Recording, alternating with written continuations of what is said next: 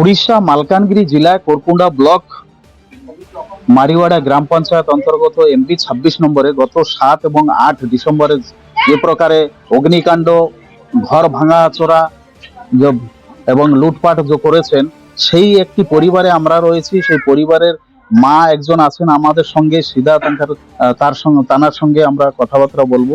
কি বলবেন যে কি প্রকারে যে এই ঘটনাকে ঘটিয়েছে এবং কারা ছিল এতে সম্পৃক্ত? নকশাল ছিল, আমাকে পাশাপাশি গ্রামের আদিবাসীরা ছিল। গাড়ি পুড়াই দিছে, স্কুটি পুড়াই দিছে, ঘরের ভিতরে বোম মারছে, সোনা দানা যা ছিল সব নিয়ে গেছে। কিছু নাই আমাদের। 300 প্যাকেট ধান ছিল, মা নিতে দেবে বলে সে ধানও সব পুড়াই দিছে, কিছু নেই। ঘরের ভিতরে দোকানের সামান ছিল, সে সামান সব পুড়াই দিছে। পিতল কাঁসার দোকান ছিল, বাড়ি সব পুড়াই, কিছু নাই। যে প্রকার অগ্নিকাণ্ড তথা ঘর ভাঙাচোরা এবং লুটপাট হয়েছে সেই গ্রামে আমরা গ্রাউন্ড জুড়ে তো বর্তমান রয়েছি। তো আপনাদের দেখাবো বর্তমান সেই গ্রাউন্ড জিরোর যে পরিস্থিতি কি রয়েছে, তার হৃদয় বিদারক দৃশ্য আপনাদের দেখাবো। এবং আমাদের সঙ্গে রয়েছেন একজন যে মাতা, তানার সঙ্গে সোজা আমরা কথাবার্তা বলবো এবং কি রয়েছে আর কেমন করে ঘটনা ঘটেছিল তানার সঙ্গে বার্তালাপ আমরা প্রকাশ করব। আপনার নাম কি? আমার নাম কমলা মিস্ত্রি। কত বছর ধরে পুনর্বাসন পেয়েছেন? 60 বছরের বেশি, 60 বছরের বেশি হয়ে গেছে। পূর্ব পাকিস্তানে কোথায় বাড়ি ছিল? ওই পাকিস্তান বাড়ি ছিল খুলনা জেলা বটিয়াকাটা থানা বলাবনি গ্রাম। গত 7 এবং 8 ডিসেম্বর তারিখে যে কি ঘটনা ঘটেছে আপনাদের গ্রামে আপনি দেখেছেন? দেখছি। কি হয়েছে? দেখছি বাবা, এই যে আসে সব দুমদাম করে এসে এই যে এইগুলি এই বোম টোম ফুটে টুটে এত সব নানা ঘরে উঠিয়ে যা ভাঙা চোরা টোরা করে টুটে এই টিন টুন ভাঙে সোনা গয়না সব বার করে নিয়েছে। তারপরে টিন টুন পিটে টিটে ওই যে ভাঙে চুটে ছুঁয়ে গেছে। আর উৎপাত তো যা করার তা তো করেছে। আগুন, ওই আগুন আগুন চলতেছে। আমি বাবা বেহুশ হয়ে যাচ্ছি, আমি মেলায় কথা কথি ব্যর্থেছি। এইসব দেখে আমার আর কোনো ই নাই। ঠিক আছে। গত 7 এবং 8 ডিসেম্বর উড়িষ্যার মালকানগিরি জেলা কোরকুন্ডা ব্লক মারিওয়াড়া গ্রাম পঞ্চায়েত অন্তর্গত এমবি 26 নম্বর গ্রামে যে প্রকারে যে অগ্নিকাণ্ড ঘটিয়েছে এবং ঘর ভাঙাভাঙি, লুটপাট এসব করিয়েছে, বিভিন্ন প্রকারের জিনিস যেমন গাড়ি, মোটর, ফ্রিজ, কুলার, এসি এবং আলমারি থেকে লুটপাট করেছেন। তা আমাদের সঙ্গে আছেন এই গ্রামের একজন বাসিন্দা, তার সঙ্গে সোজা আমরা কথাবার্তা বলবো। আপনার পরিচয় দেবেন? আমার নাম দীপক মল্লিক, গ্রাম এমবি 26, আমাদের পোস্ট মারিওয়াড়া বা GP Mariwada, Malkangiri district, Korukonda block, Orissa. গত 7 এবং 8 ডিসেম্বরে কি ঘটনা ঘটেছে আপনাদের গ্রামে?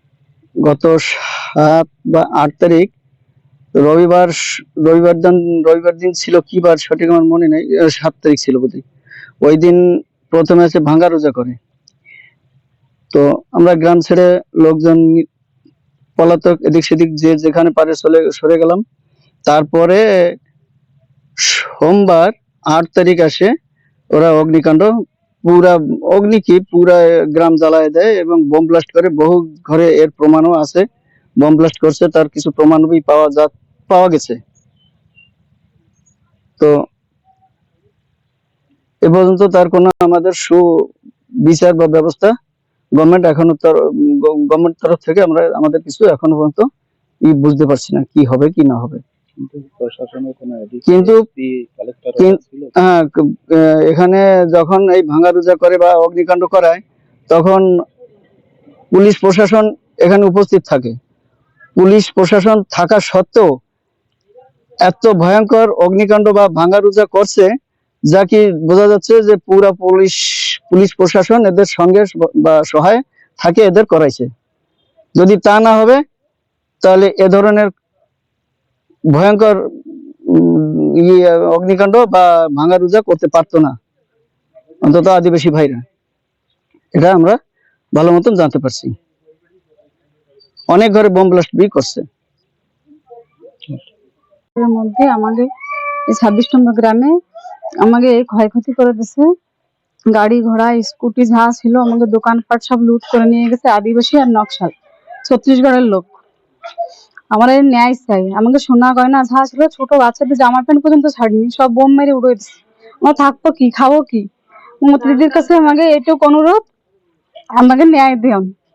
আমার ন্যায় চাই। আমাকে ধান পান কিছু নাই, আমরা কোন জায়গায় যাবো? সহায়তা চাই। মিস্ত্রি কত বছর ধরে রয়েছেন? এটা 60 বছর হয়ে গেছে। তাই এই এখনো পর্যন্ত এরম দেই না, এদের না ঘর দুয়ার কি অবস্থা করা।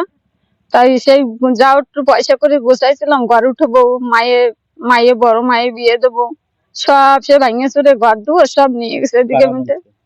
এই যে আদিবাসী লোকরা আসছিল ভাঙছে ওরা। আর সেই ঘর দুয়ার ভাঙে চুরে সেই যা একটু কানের টাকা ছিল সোনার, সেও নিয়ে গেছে। 2 লাখ টাকা ছিল, সেও নিয়ে গেছে। ভাঙে চুরে মোটর ভেঙে ফেলাইছে, গাড়ি ভেঙে ফেলাইছে। আর এই যে কাপড় পরা রয়েছে সেই কাপড়ই পরা রয়েছে। আমাকে কেউ যদি দেয় তাহলে পরবো, নাহলে আমাকে এর এক কাপড়ই থাকা লাগবে। আর আমার ক্যান্সার রোগী, আমার মেডিকেলে যাওয়া লাগবে, পয়সা নাই, আমি কি করে যাবো মেডিকেলে? মমতা দিদি করছি, একটু যদি সাহায্য করতেন তাই ভালো লাগতো।